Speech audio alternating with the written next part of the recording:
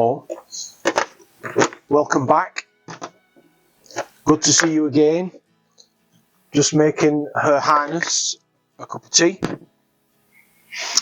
In the summer, we did a big upgrade on our electrical system. So we had more solar, bigger battery, more chargers.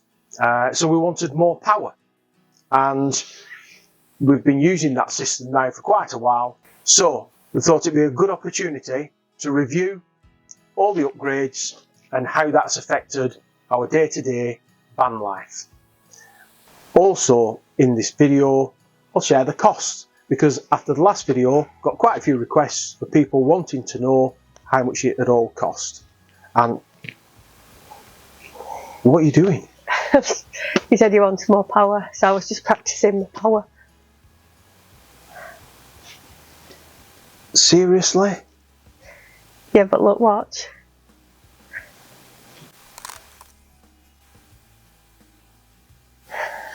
Are you amazed? She's always doing that. As you can see, we have invested all the gazillions we made last month from YouTube into special effects. How many times have you seen on a forum, how long will my battery last? How big a battery do I need? How much solar panels do I need? Blah, blah, blah, blah, blah. And it's a question that a lot of new people to motorhomes ask, as well as a lot of people who've had them for a long time. They sometimes met with really curt answers. And some people will say, oh, you need to do an energy audit. And others will say, oh, my 95 amp hour leisure battery lasted me 6 months off grid and I still had enough power to make a DeLonghi frothy locky cocky coffee at the end of it. The reality is, it's really hard to judge how much power you're using and how much power you need. And that's why we are taking a really good look at what we've got and what it does.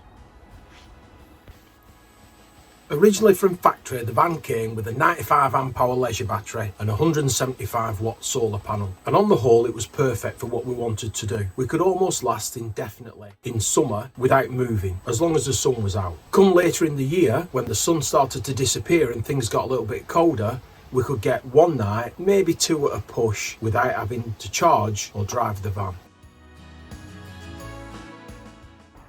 We upgraded the solar to 575 watts.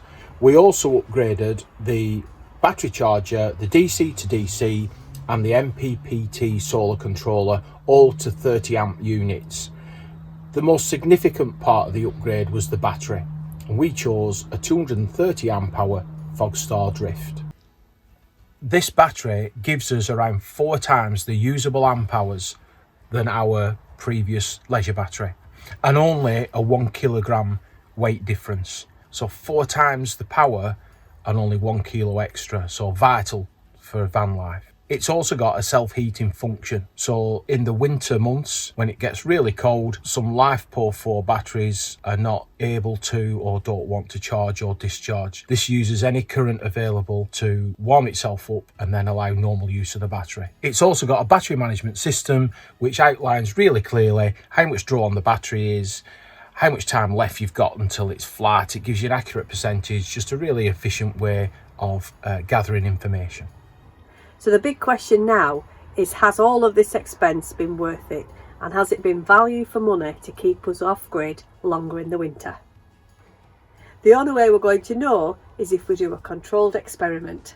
And you know I like an experiment. So here are our variables for energy usage. There are some things that are on 24/7, and although they have a very negligible draw, they are on all the time. And these are our control panel, our internet router and our Google speaker. Hey Google. There are some things that we have on every day. We have our low wattage lighting, our heater which is air blown, and we also watch a couple of hours of TV in an evening. And of course in winter, with the darker nights, we use these more often. And like everybody else, we have loads of things that need charging up. We have laptops, cameras, drone, phones, and they'll use a lot of energy every single day. And lastly, we also have a power bank that we need to charge up from the van, and we can use this as an inverter for hairdryers and toasters every now and again. To test our new system, we planned an 8-day trip with no electric hookup in a cold and frosty January. Take 27. Okay, if you say so. This is day one. We've arrived at our pub stop. It's 20 to 2. We've got a full battery, and it's the start of a week without electric hookup.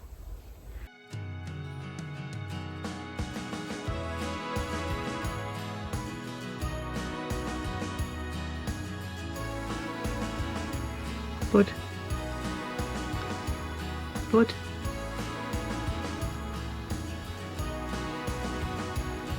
Buddy. You're determined not to look, aren't you?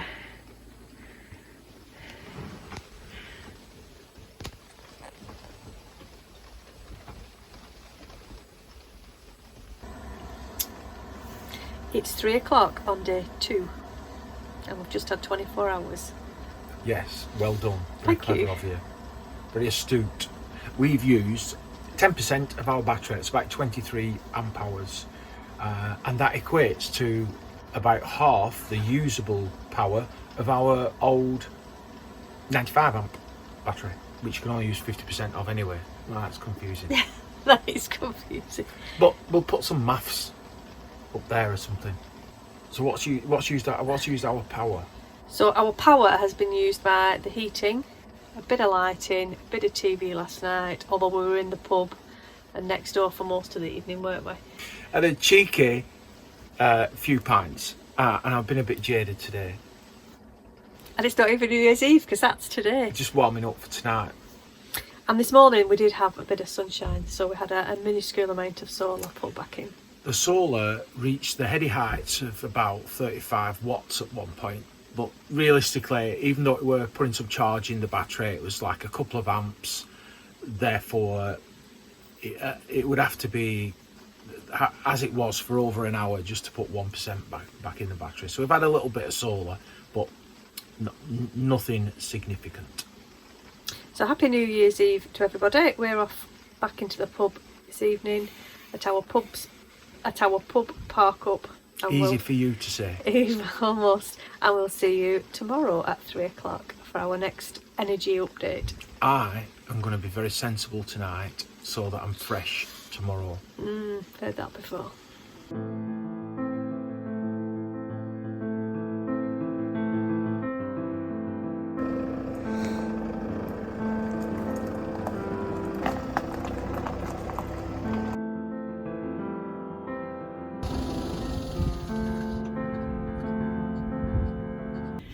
Day 3 of our energy experiment. So we are now at Harrington. We spent a lovely couple of nights at the pub. We're now at 80%, so that's where we're starting tonight at. Back to spooky car parks again. That is spooky. Yeah, that's an old joke, love. Old joke. Sorry. I'm an old man.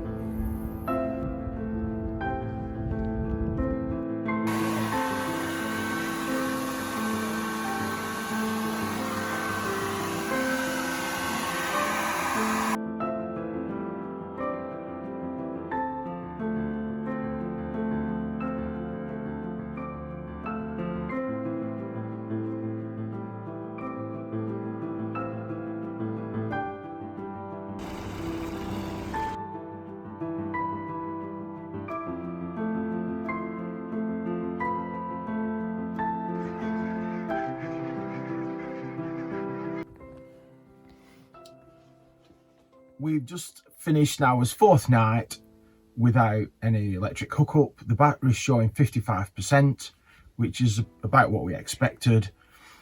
Bear in mind the first 2 nights we didn't drive in between, and then after that we had a very short drive, like half an hour, so no power going into battery really from the DC to DC. And then yesterday we had a 2-hour drive to get us here, Killarverlock, to start our Forest Park Up experience. And because I've been tinkering with the settings, trying to fine tune the DC to DC charger, fine tuned it so much that it didn't charge anything. So basically, after 4 full 24-hour days without electric hookup, we've had no other input. There's no solar, so the battery's doing really well.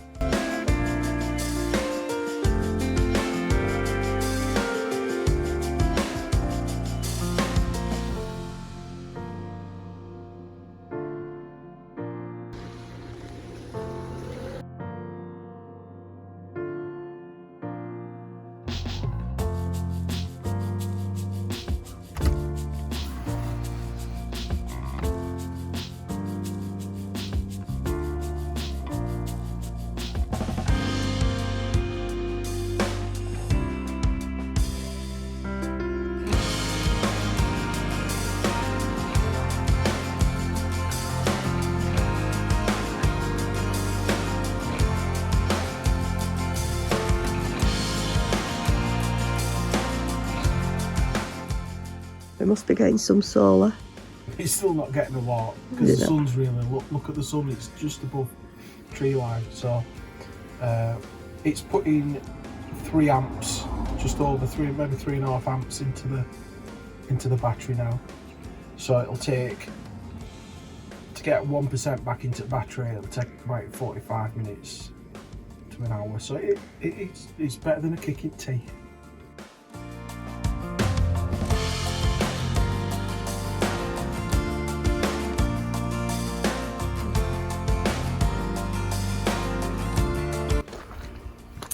So we have had 7 nights without electric hookup. The battery's now showing 47%, which is really impressive. We're off, we've got 1 more night now before we head away and head for electric hookup. So we'll get a little bit of driving in, that'll build it back up. Although it's really frosty, so we may need to use tank heaters tonight. So that if we do, that'll be interesting just to see how much power they do draw.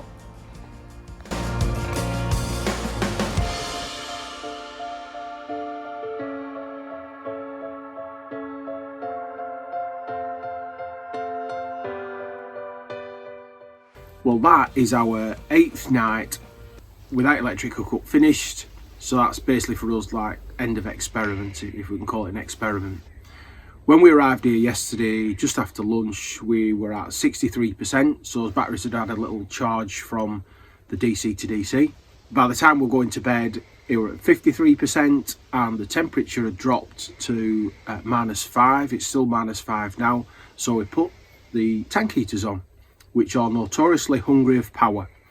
And as we've got up this morning, we've gone from 53% to 28%. So we know that each of the 2 heaters, one for the waste and one for the fresh water, use 2.5 amps per hour. So very, very hungry. But I'm actually really pleased that we've got the capacity in the battery to be able to selectively use them. We are just about to share all the facts and figures, the important costs and everything else. It's coming up really soon. If you're still with us, thanks for being patient. If you're subscribing and watching and commenting and being part of our YouTube banter, we humbly thank you very much, because it's an absolute blast engaging with you. If you think this video is useful, give it a share to someone who you might think could benefit from it. Thank you. Time for conclusions with costs. Science. Our average use of the battery was about 12%. So 12% every 24 hours over an 8-day period. That equates to 27.6 amp hours per day. And interestingly, that's greater than 50% of the usable power of our old battery.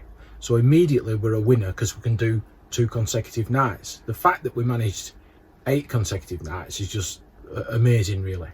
And we could have carried on another couple, really, couldn't we? Because we still had some left. Forever. Because even in the absence of solar, and you've got to understand that even when the sun's out, we weren't getting solar. So even though it looked bright and sunny, the sun was just about creeping over the horizon. So it's not on a great angle. It wasn't there for long. So everything power-wise has just been used directly out of the battery, and some driving. And we've worked out that an hour's drive gives us about 10% of his battery back.